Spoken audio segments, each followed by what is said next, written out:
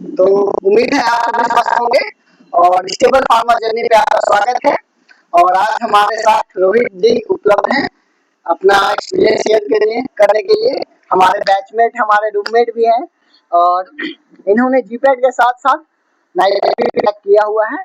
तो जानेंगे जो भी जीपैट या फिर नाइपर का तैयारी कर रहे हैं या फिर डीआई का तैयारी कर रहे हैं, उनके लिए बहुत ही बेहतरीन वीडियो है, उनके लिए बहुत ही बेहतरीन इंस्पिरेशन का स्रोत है।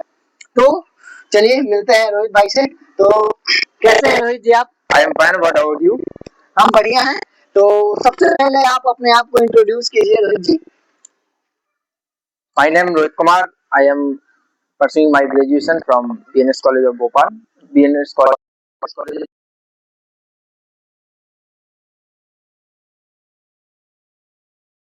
लिया था और 2026 फाइनल ईयर है। और मैं एक्चुअली बी फार्म में 2022 में इंट्रोड्यूस हुआ था, तो उस टाइम पे पता नहीं था कि क्या करना चाहिए क्या नहीं करना चाहिए। लेकिन जब मैं इंट्रोड्यूस एडमिशन लिया तो फिर मैंने सोचा कि अब इसी में ही पूरा ध्यान दिया और फिर मैं भी पॉसिबल आउटकम्स हो सकते थे, जैसे नाइपर हुआ, जीपैट हुआ, आगे भी जो भी अपॉर्चुनिटी बनेगी उनको अच्छे से लाभ उठाना चाहा और उसी डायरेक्शन में पेट को भी क्वालिफाई किए थर्ड ईयर में, फोर्थ ईयर में, और नाइपर को भी 2026 को टारगेट किया, जो कि अभी रिजल्ट घोषित हुआ है, तो मैंने उसको सक्सेस प्राप्त की उसमें। तो आपका रैंक कितना है नाइपर में? मेरा रैंक 291 है और ऑल इंडिया का रैंक 291, बहुत ही बेहतरीन रैंक है। इनको नाइपर मोहाली या फिर हैदराबाद मिलने के चांसेस बहुत ही ज्यादा है। तो सबसे पहले आप अपना इंट्रोडक्शन बता दीजिए कि आपने कौन से कॉलेज से पढ़ाई किया और कहाँ से आप हो।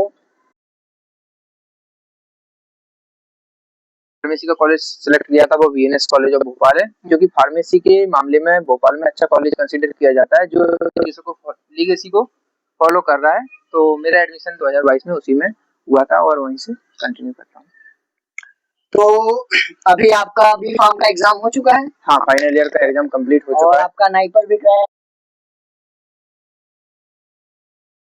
आपको कैसा लग रहा है? 291 रैंक आ गया नाइपर में, तो आपको कैसा लग रहा है? अब उसको तो कह सकते हैं कि एक लंबी जर्नी तय करने के बाद जब सफलता प्राप्त करते हैं तो एक नया ही एक्सपीरियंस होता है, जिसको हम एक्सप्लेन तो नहीं कर सकते पर फील कर सकते हैं। तो मैं कुछ ऐसा ही अनएक्सपेक्टेड सा फील कर रहा हूँ, जो कि पहले जीपैट के बाद जैसे रिजल्ट आया था तो उस टाइम पे फील किया था, सेम लाइक उसी टाइप का एक्सपीरियंस मैं कर रहा हूँ, जो कि एक कह सकते हैं सुखद अंदाज है उसके हिसाब से। तो सबसे पहले आपका रिजल्ट आया तो आपने किसको बताया और आपके लिए वो कैसा मोमेंट था? रिजल्ट एक्चुअली मुझे ऐसा पता मतलब इन्फॉर्मेशन दी कि 21 तारीख को रिजल्ट आएगा, लेकिन रिजल्ट 2 दिन पहले ही अपलोड कर दिया गया, लगभग 4 PM के अराउंड में आया था। और मेरा एक फ्रेंड था, उसने बताया कि रिजल्ट आ चुका है, आप कहाँ पे हो, उसको देख लो। तो मुझे बिलीव नहीं हुआ कि 2 दिन पहले कैसे दे सकता है। तो मैंने देखा उसको, तो फिर जैसे ही उसने मेरे को बताया तो अंदर से धक धक होने लगी आवाज कि कैसा रिजल्ट आएगा कैसा नहीं आएगा। क्यूरियोसिटी बहुत थी, क्योंकि एग्जाम तो मैं अच्छा दे के आया था, पर अंदर से वो आप कितना भी अच्छा दे के आओ, आपके अंदर मुझे लगता है कि यार खराब गया रिजल्ट। तो मेरे को डाउट था कि इसको होने वाला है गड़बड़। तो कहते हैं ना, हार्ट बीट बढ़ गई थी उस टाइम पे। 10 मिनट का टाइम बहुत क्रूशियल था। मैंने बड़े साहस जुटा के अपना रिजल्ट देखा, और जब मैंने रिजल्ट देखा तो खुशी से झूम उठा, मैं एकदम नाचने से लगा। और बाद मेरी मम्मी मेरे साथ में थी, तो सबसे पहले मैंने अपनी मदर को शेयर किया कि मैं अच्छे नंबर से पास हुआ हूँ, मतलब अच्छी रैंक आई है। तो मैं वो फर्स्ट कैंडिडेट मेरी मदर ही थी।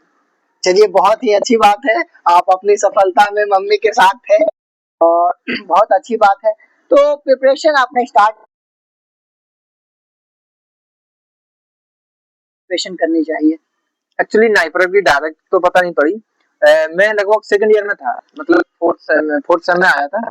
तो बच्चे, मतलब जो हमारे सीनियर्स थे, तो वो उन लोगों के पोस्टर्स कॉलेज में लगे हुए रहते थे, तो हम समझते थे पोस्टर्स किसके लगे हुए हैं। तो उसमें समझ में आता था कि किसी ने जीपैट नाइपर 271 आया, किसी का ऑल इंडिया 5 रैंक आया, किसी का 6 आया।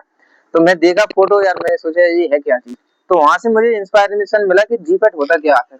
तो 1-1.5 महीने की जर्नी में मैंने पूरे जीपैट के बारे में अच्छे से इन्फॉर्मेशन गेट किया कि होता क्या है जीपैट। बाद में पता पड़ा कि जीपैट यदि फार्मेसी की वर्ल्ड में तुम्हें आगे बढ़ना है, फार्मेसी अच्छी हायर इंस्टीट्यूट से एजुकेशन लेना है, तो आपको जीपैट क्रैक ही करना पड़ेगा। वो तभी आप आगे अच्छे से सर्वाइव कर सकते हैं, अच्छी एजुकेशन मिल सकती है। तो मैं कह सकता हूँ सेकंड ईयर से मैंने जीपेट के बारे में इन्फॉर्मेशन कलेक्ट की और फिर वहां से ही पढ़ना स्टार्ट कर दिया था मैंने। अच्छा, तो आप जब जब स्टार्ट किया प्रिपरेशन कि देखो हम मतलब मेरा जो बैकग्राउंड था, ट्वेल्थ मैंने मैथ्स प्लस बायो दोनों के साथ किया था, लेकिन उस लेवल की साइंस पर पकड़ नहीं थी जैसे कि नीट की तैयारी करने वाले स्टूडेंट्स होते हैं। तो लेकिन मेरा इंटरेस्ट था रिसर्च की वर्क में आगे जाना, तो मैंने सोचा कि लैब जब मेरे कॉलेज में होती थी तो मैं उसमें अच्छा परफॉर्म करता था, तो टीचर्स भी मुझे इंस्पायर करती थी कि अच्छा साइंस बनेगा आगे। तो मुझे लगा कि मैं और अच्छे से लैब वर्क्स में अपने को एक्सपेरिमेंट में और अच्छे से निखार सकता हूँ। तो फिर मैंने वहीं से स्टार्ट किया और मैं जीपेट के लिए तैयारी बुक्स जो बोल सकते हैं उसको स्टैंडर्ड बुक्स थी, जैसे कि केडी त्रिपाठी की बुक्स थी, कार्जुंस जो फार्माकोलॉजी स्टैंडर्ड बुक्स को फॉलो किया, टीचर्स की भी गाइडेंस उसने भी हेल्प किया है। तो रोहित जी आप ये बताइए कि आपका सेमेस्टर एग्जाम होता है, उसके साथ आपने इसकी प्रिपरेशन को कैसे मैनेज किया? हाँ, ये क्रूशियल पॉइंट था क्योंकि सेमेस्टर एग्जाम बहुत ज्यादा इम्पोर्टेंट है रादर देन जीपेट, क्योंकि जीपेट का एग्जाम साल में एक बार, लेकिन सेमेस्टर्स के एग्जाम होते हैं आपके साल में 2 बार सेमेस्टर्स में होता है। अगर आप एक बार सेमेस्टर में वीक हो जाते हो या मतलब कह सकते हैं बैक आती है, तो वो अच्छा एक्सपीरियंस नहीं रहता। तो मैं कह सकता हूँ कि 8 सेमेस्टर तक मुझे नहीं लगा कि अब जो रिजल्ट पेंडिंग में है पता पड़ेगा कैसा होता है, लेकिन अभी तक किसी सेमेस्टर में बैक नहीं आई। हाँ, इसको मैनेज कैसे करता, तो एक क्वेश्चन जो बहुत महत्वपूर्ण है कि मैंने अपने टाइम सेगमेंट को बढ़ा दिया था, मतलब बांट दिया था कि पे मुझे सेमेस्टर को कितना आवर्स देना है और जीपेट या कंपटीशन की तैयारी के लिए मुझे कितना टाइम देना है। तो जैसे सेमेस्टर्स का टाइम आता था उस टाइम पे मैं डेली रूटीन पे जीपेट के लिए 4 घंटे देता था तैयारी के लिए, स्टार्टिंग में सेकंड ईयर से। लेकिन बाद में जिस दिन एग्जाम होता था उस दिन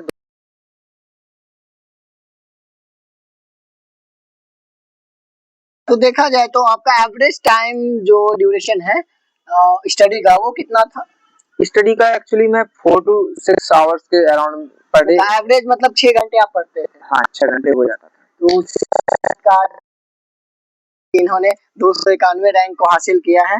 और तो बेसिकली आप हमारे ऑडियंस को बताइए कि जीपेट और नाइपर में बेसिक डिफरेंस क्या है? देखो, जीपेट जीपेट मतलब एक समझ लीजिए मोबाइल डिवाइस का फ्रंट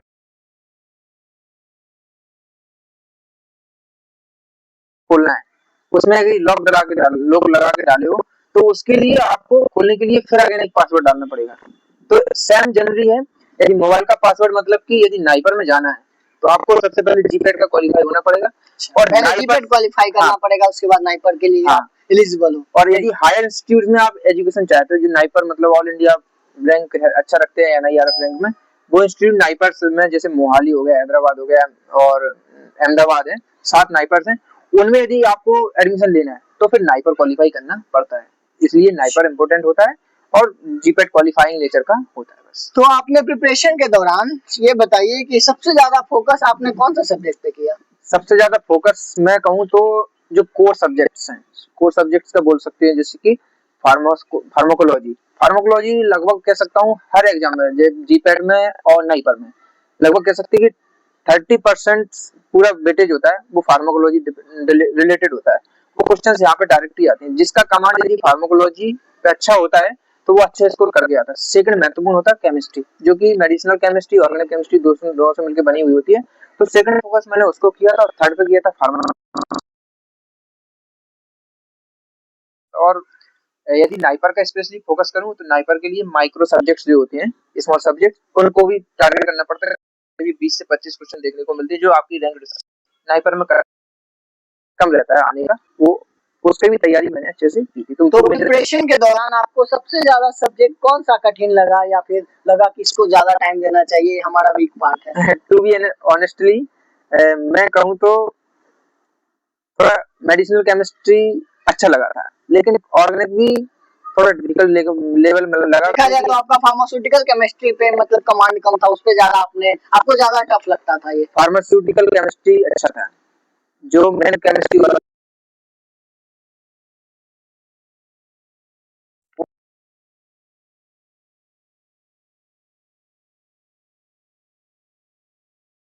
एक्सोटिक्स का नाम नहीं लिया, मतलब आपका केमिस्ट्री पे थोड़ा कमांड कम था और आप उसको पढ़ने में स्ट्रगल फेस करते थे। तो आपने उसको ओवरकम कैसे किया, हमारे ऑडियंस को ये भी बता दीजिए।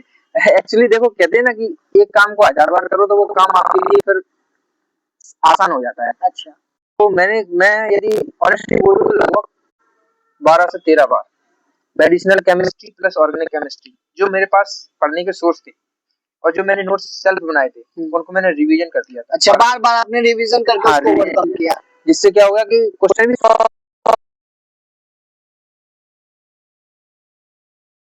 नोट भी कर लिया करता था, तो वो हेल्प करता है। तो रिवीजन बहुत ज्यादा इम्पोर्टेंट था। और तो बात रिवीजन पे आए तो मैं आपसे पूछना चाहूंगा कि रिवीजन की स्ट्रेटजी आपकी क्या थी जो आपने इतना अच्छा रैंक सिक्योर किया। देखो, जीपैट में मेरी रिवीजन की स्ट्रेटजी उतनी अच्छी नहीं थी, क्योंकि जीपैट में लगभग बोल सकते हैं कि 40 सब्जेक्ट्स हैं बी फार्म में, और 40 सब्जेक्ट्स को यदि आप डिवाइड करोगे तो आप कवर नहीं कर पाओगे।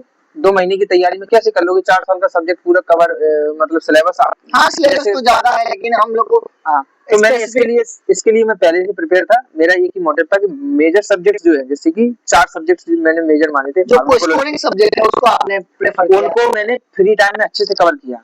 और फिर जो माइनर स्मॉल सब्जेक्ट थे वो पेपर के निकट, यानी कि 1-2 महीने पहले मैंने स्टार्ट किया था, तो वहां पे फोकस किया। तो मेजर सब्जेक्ट यदि मेरे कंट्रोल में थे तो फिर मैं माइनर से मैं मतलब कह सकता हूँ निश्चिंत था, कोई प्रॉब्लम नहीं। अच्छा, जब आपने रिवीजन किया तो सेल्फ नोट्स आपने बनाए हुए थे, इसके अलावा आपने कौन से रिसोर्सेज यूज किए अपने नोट्स प्रिपेयर करने के लिए या फिर बुक्स?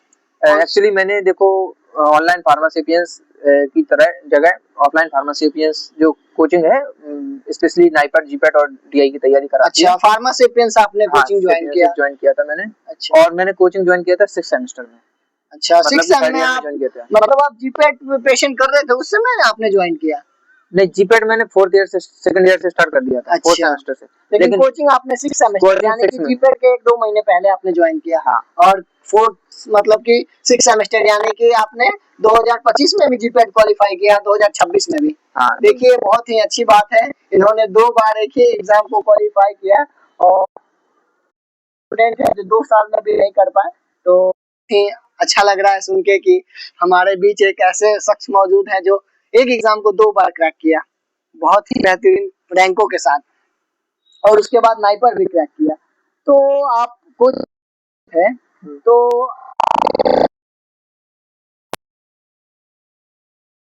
या फिर हॉस्टल में खाना वगैरह बनाते हैं?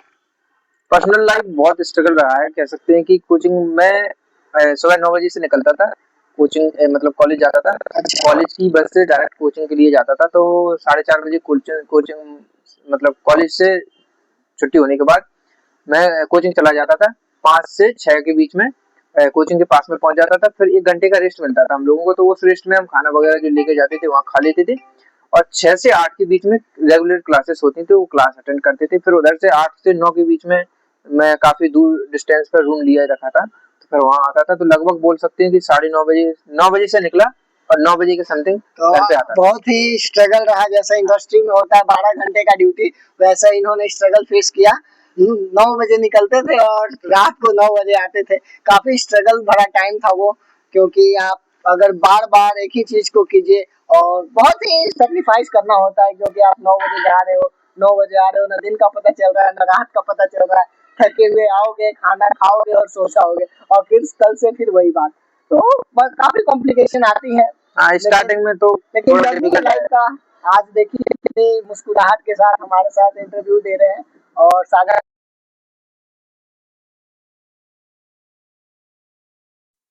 बहुत ही। लेकिन आपसे हम ये जानना चाहेंगे कि आपने जब इतना स्ट्रगल किया तो आपको मोटिवेशन कहाँ से आया कि मतलब हमको इतना करना है, क्योंकि काफी बच्चे इसको हार मान लेते हैं, छोड़ देते हैं कि यार जो होगा देखा जाएगा, तो आपने कैसे इसको मैनेज किया? देखो, मोटिवेशन की जरूरत उनको पड़ती है जिनको मतलब कोई अदर ऑप्शन होती है, ऑप्शन अवेलेबल और उनको करना कुछ अच्छा ही करना है, तो उनके लिए छोड़ते हैं। यदि केवल एक ही टारगेट रखा था कि मैं नाइपर में आ चुका, मतलब फार्मेसी कर रहा हूँ, तो फार्मेसी की फील्ड में जितना अच्छा हो सकता है उस फील्ड में और कौन सी अपॉर्चुनिटी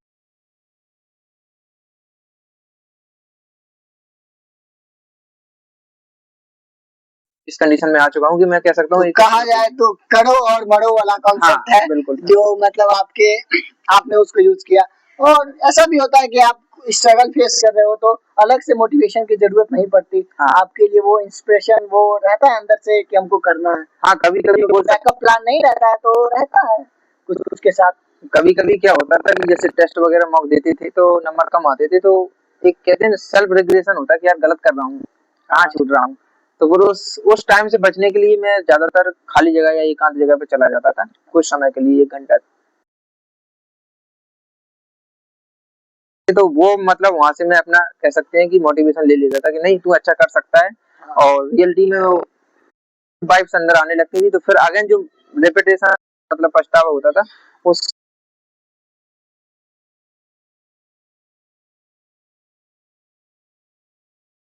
देखा जाए तो आप मॉक टेस्ट देते थे। हाँ। आपने बताया कि मैं मॉक टेस्ट के थ्रू टेस्ट देता था और इम्प्रूव करता था। तो मॉक टेस्ट आपके लिए क्या रोल प्ले किया ये एग्जाम क्रैक करने के लिए? सबसे पहले तो हेजिटेशन हट गया पेपर का, कि एक्चुअली में जहां बैठ रहे हो आप एग्जाम में, कभी कभी क्या होता है कि जैसे आपको उस एनवायरनमेंट का कोई आइडिया नहीं है और अचानक आप उस एनवायरनमेंट में जाते हो तो आप असहज फील करते हो। तो इस असहजता में आप क्वेश्चन ज्यादा मिस्टेक करोगे, क्वेश्चन मिस करोगे तो आपके मार्क्स कम आएंगे।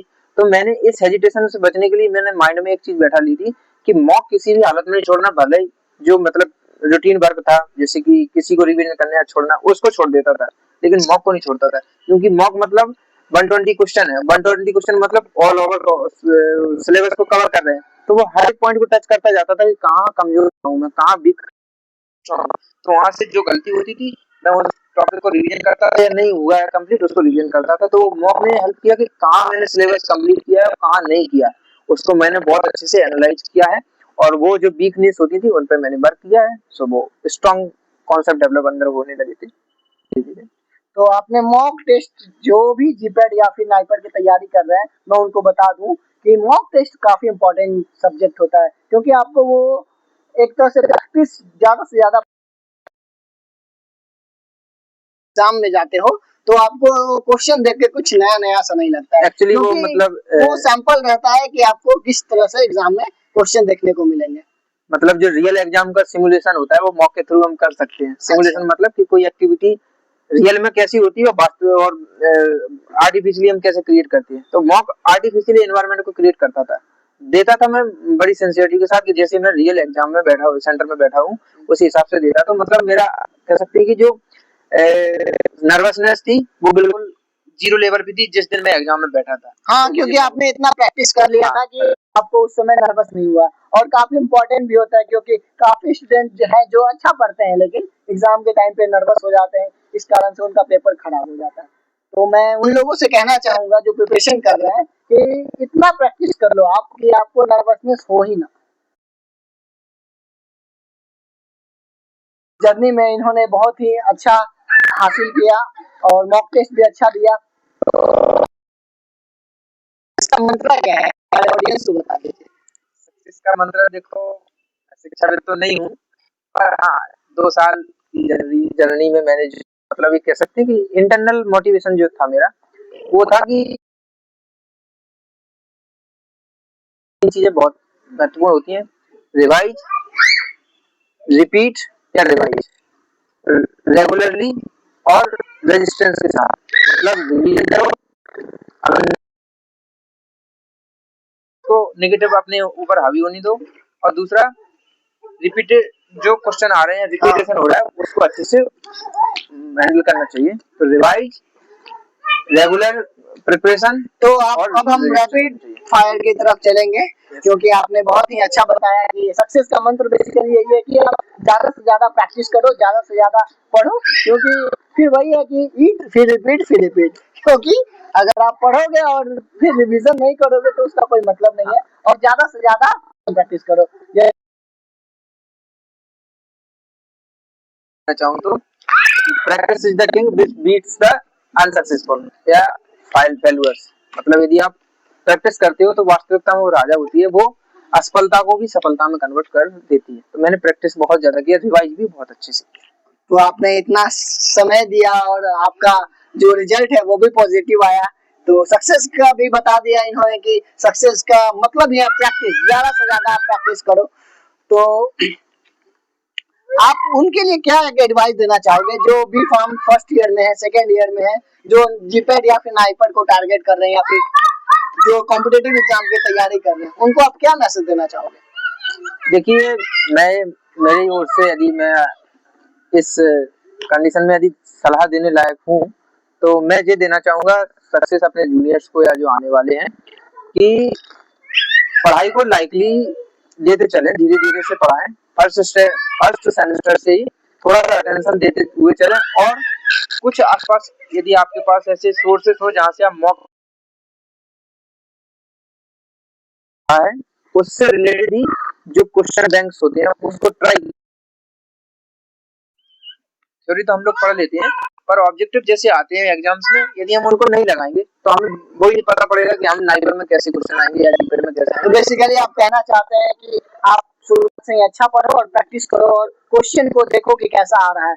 हाँ, मतलब ज्यादा सीरियसली नहीं लेना है कि आप फर्स्ट सेमेस्टर से ही लग गया। नहीं, स्ट्रेस का नहीं हो रहा है। कुछ लोग ऐसे होते हैं कि यार कैसे होगा, तो स्ट्रेस वाइज मैं नहीं पूछ रहा हूँ, बस ये मतलब रील्स की जैसे अपन रील्स देखते हैं ना, कोई माइंड में नहीं रहता है। ऐसे ही आप नोट्स कोई टॉपिक पढ़ा है मन से पढ़िए, भले ही 10 मिनट 15 मिनट आधा घंटा जितना पढ़े उसको पढ़ लीजिए और कभी टाइम मिले तो उससे रिलेटेड जो क्वेश्चन यदि कहीं अवेलेबल है तो उसको लगाने का प्रयास कीजिए, बस यही मैं कह सकता हूँ। तो अब मैं रैपिड फायर की तरफ आगे बढ़ रहा हूँ। तो आपका एक कोई फेवरेट सब्जेक्ट सभी फेवरेट ही है क्योंकि रिवीजन में ये लगता है कि अब सब सब्जेक्ट में ऐसा एक होता है जिसमें ज्यादा इंटरेस्ट हो। ओवरऑल मैं कहूँ तो फार्माकोलॉजी अच्छा इंटरेस्टिंग सब्जेक्ट मेरे लिए रहा है। तो एक ही वर्ड में रैपिड फायर का मतलब कि आप एक शब्द नहीं आगे एक सेंटेंस में बताओ। Okay. तो आपका हो गया फेवरेट सब्जेक्ट फार्माकोलॉजी। यस, कोलॉजी में ज्यादा इंटरेस्ट है। देख लो भाई, जिसका कोलॉजी में इंटरेस्ट है आप भी नाइपर में 200 के अंदर रैंक ला सकते हो या फिर 100 के अंदर। मैं तो चाहूंगा कि आप ऑल इंडिया रैंक 1 लाओ, लेकिन फिर भी बहुत अच्छा रैंक है। तो आपका जो टफेस्ट सब्जेक्ट था वो कौन सा था जिसमें आप स्ट्रगल करते थे? आपने बताया केमिस्ट्री के अलावा कोई और? लगभग केमिस्ट्री को ही ज्यादा फेस किया क्योंकि उसमें स्ट्रक्चर और रिएक्शन बहुत नेम थी। नेम रिएक्शन स्पेशली बोलूं तो 60 से 70 से ज्यादा नेम रिएक्शन है। और मजे की बात ये है कि उसमें रिएजेंट पूछता है, रिएजेंट्स केमिकल रिएक्शन का प्रोडक्ट भी पूछता है, नेम रिएक्शन भी पूछता है और रिएजेंट्स वो बेस्ट बुक्स अलग अलग जगह है कि अलग अलग रहती है। जैसे मैं नाइपर का स्पेशली या जीपेट का बोलूं तो मैंने प्लेटफॉर्म भी है, वो भी बहुत अच्छा मतलब एजुकेशन प्रोवाइड करते हैं इस रिगार्डिंग, तो मैंने उनके भी मॉड्यूल्स को भी फॉलो किया था। जो भी स्टूडेंट को दे दीजिए लास्ट मैसेज, जो तैयारी कर रहे हैं और जो नर्वस है या फिर उनको डाउट हो रहा है, सब डाउट हो रहा है कि हम नहीं कर सकते, तो क्या कहना चाहेंगे आप उनके लिए? देखिए, आप जिस फील्ड में आ चुके हो, स्पेशली जो सेकंड ईयर में आ चुके हैं, अब वो ड्वेल ना करें कि हम इसको छोड़ें फार्मेसी को या ना छोड़ें। देखो, आपने 2 साल 1 साल का टाइम दे चुके हो तो आप अपने आप को टोटली ऑप्शन लेस कर दीजिए। जितने भी कॉम्पिटिटिव एग्जाम्स हैं उसमें आप अपने को कॉम्पिटिटिव एलिजिबल रखिए, मतलब कॉम्पिटिटिवनेस जो क्वेश्चंस आते हैं, मतलब जहाँ पे भी कॉम्पिटिटिव क्वेश्चंस पूछे जाते हैं उस रिगार्डिंग अपने आप को तैयार कीजिए। 2 साल का समय है, आप 2 साल अच्छे से करोगे तो जीपैट तो क्या नाइपर भी अच्छे से रैंक से पास होगे और अच्छी जल्दी आपको फील करोगे। तो उम्मीद है आप लोगों ने इन्हें अच्छा सुना होगा। तो बहुत बहुत धन्यवाद रोहित जी आपका हमारे प्लेटफॉर्म पे आने के लिए और हमारे ऑडियंस को बताने के लिए कि कैसे कैसे क्या तैयारी करनी है। और ऐसे ही वीडियो देखने के लिए हमारे चैनल को सब्सक्राइब कीजिए और स्टेबल फार्मा जर्नी को शेयर कीजिए, लाइक कीजिए। और जो भी नाइपर की या फिर जीपैट के प्रिपरेशन करने वाले ऑडियंस या फिर स्टूडेंट देख रहे हैं, उन्हें इन लोगों से इंस्पिरेशन लेना चाहिए, इन्होंने भी किया है और आप भी कर सकते हो। तो धन्यवाद, थैंक यू।